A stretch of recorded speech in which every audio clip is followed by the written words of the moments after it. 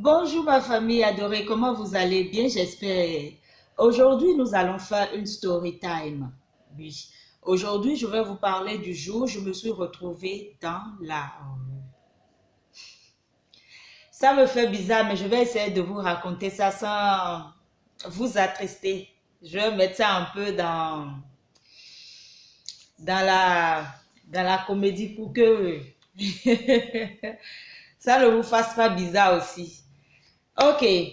Euh, le jour où je me suis retrouvée dans la rue, qu'est-ce qui s'est passé? Vous savez, en Afrique, il y a de ces familles-là qui sont un peu bizarres. Moi, j'avais de difficultés avec ma maman. J'avais de difficultés avec elle et donc, arrivé à un âge donné, c'était un peu compliqué. Je boxais déjà, mais c'était très compliqué. Et à une étape de ta vie, tu as envie de prendre ta liberté. Tu as envie de prendre ta liberté maintenant. Est-ce que c'était ça? Il y avait un peu de menace. Il y avait de menaces et je voyais ma dignité bafouée.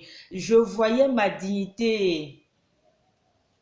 J'avais peur d'être jetée, j'avais peur d'être, je ne sais pas, je n'aime pas faire pitié et les menaces qui étaient là, si il s'avérait que on mettait ces menaces en pratique, ce serait un peu bizarre, mes amours, ce serait un peu bizarre et donc j'avais peur. Et quand enfin, c'est une histoire longue. Je vais essayer de raccourcir ça et de vous dire comment je me suis retrouvée dans la rue. Donc, comme je vous le disais, j'avais peur que les menaces soient mises en pratique. Et pour ça, j'étais sortie, j'ai voulu me donner des vacances. Et des vacances, j'étais allée chez une cousine pour respirer un peu autre air que ce que je respirais à la maison. Et donc, arrivé là-bas, arrivé chez ma cousine, je passais bien mon moment parce qu'entre elle et moi, il n'y avait pas de souci. On était un peu truc au fait. On était très bonnes amies.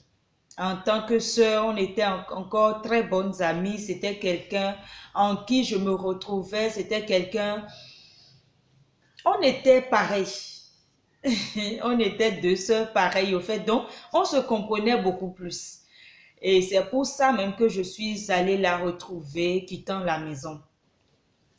J'étais majeure, hein, j'avais au-delà de... J'avais 25 ans, non? Déjà, non, non, pas encore. Je crois que j'avais entre 22, 23. 22, 23.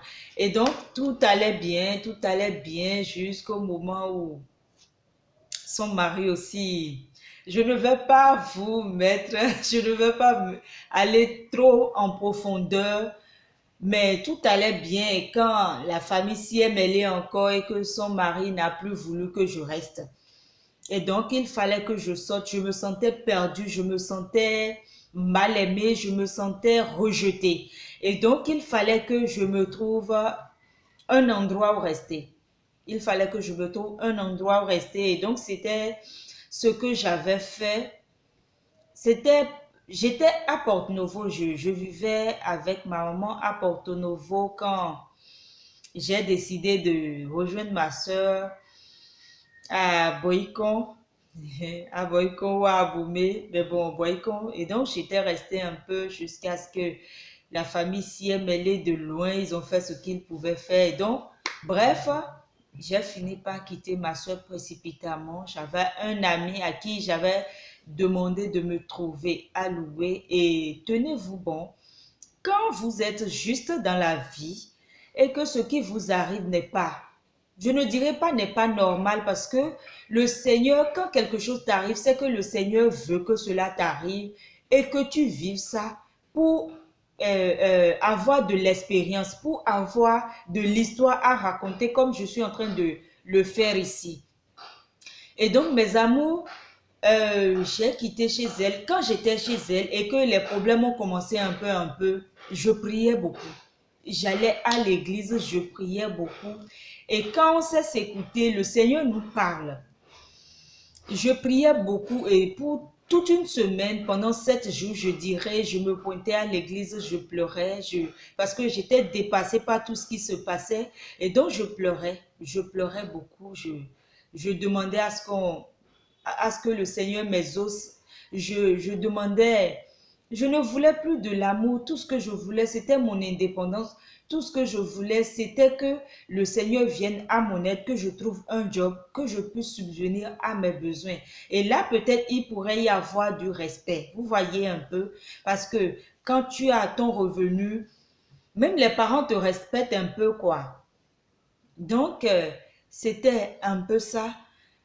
Et ma prière a porté des fruits jusqu'au jour, en fait, j'ai su que ma prière a porté des fruits jusqu'au jour, enfin, pardon, le jour où tout a été mélangé, au fait, tout est devenu bizarre et que je dois quitter la maison. Sinon, je vais créer de problèmes à ma grande soeur, à ma cousine. Je vais lui créer de problèmes avec son mari, ce que je ne voulais pas. Franchement, je ne veux pas qu'elle ait de problèmes à cause de moi. Et donc, j'étais partie précipitamment une nuit et j'ai contacté, comme je vous le disais, j'ai contacté un ami ici, pardon, à Porto pour qu'il me trouve une entrée couchée afin que je puisse rester dedans. Maintenant, je vais rester dedans, il faut que je paye le loyer parce que oui, ce que vous ne savez pas, c'est que moi, je n'aime pas vivre aux dépens de quelqu'un. Je suis un peu trop fière. Je suis un peu trop fière. Et donc, il m'a trouvé ça. Je suis rentrée dedans. C'était en août, hein, une nuit, parce que j'ai quitté Boycon vers les environs de 19 heures et tout. J'ai pris un taxi, il y avait eu de soucis. En tout cas, 0 heure, je me retrouvais, ou bien même au-delà de 0 heure, je me retrouvais à Porto Novo. Et l'ami en question m'a logé et mes prières ont porté leurs fruits. Vous savez, j'avais un autre ami dans mon quartier quand je vivais avec mes parents, je dirais avec ma maman. J'avais un ami dans le quartier, on ne se causait pas. Je ne vais pas appeler son nom, peut-être qu'il va se reconnaître. Mais franchement, merci beaucoup. Mon Seigneur a pris par toi pour me trouver un job dans le temps. Le gars, c'est pas quelqu'un avec qui je discute comme ça, mais il était très fréquent à la maison, mais vraiment fréquent à la maison. Et donc, quand euh, je suis allée là où on m'a loué, il fallait que je trouve un job et je n'ai pas arrêté de prier le lundi, du dimanche, je dirais le lundi, dans la nuit. J'ai rejoint la chambre le lundi dans la nuit.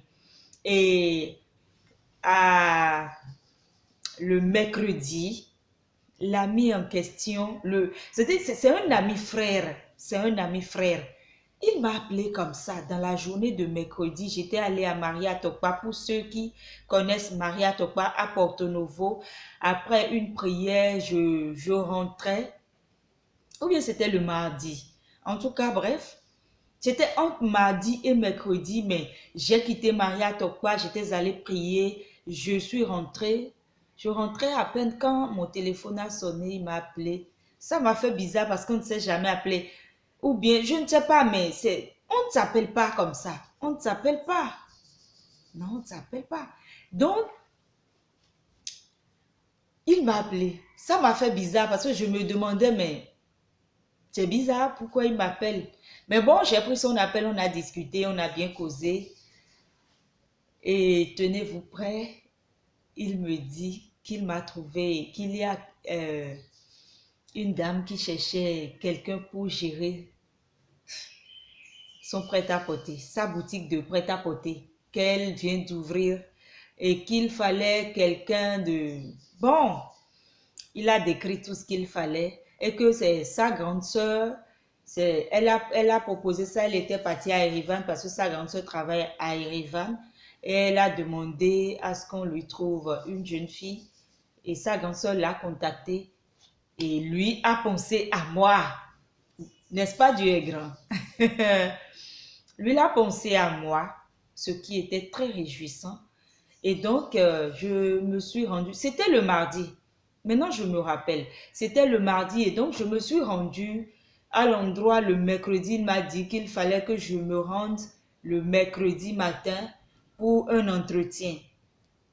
Et il m'a demandé, il m'a donné le salaire qu'il fallait que je fixe.